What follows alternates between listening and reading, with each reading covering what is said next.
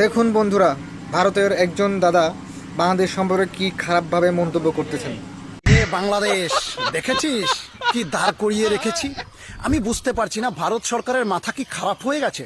একটা ছোট্ট বাটির মতন দেশকে ভয় দেখানোর জন্য এত বড় একটা জিনিস চিকেন নেকে খাড়া করে রেখেছে যে বাংলাদেশকে ভয় দেখাবে।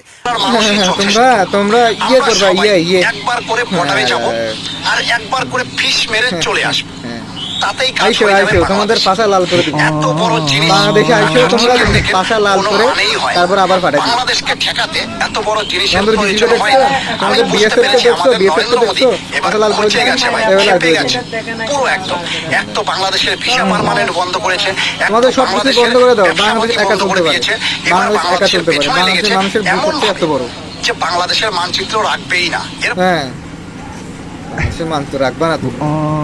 জীবনে সব থেকে মানে সবচেয়ে মূর্খ যদি কোনো মানুষ থাকে এই ইন্ডিয়ার এই মানে গরুর পেশাবখোর মানুষ এইগুলো। বাংলাদেশকে খুব ছোট হয় মনে করে। সবাই ভালো থাকবেন। আসসালামু আলাইকুম।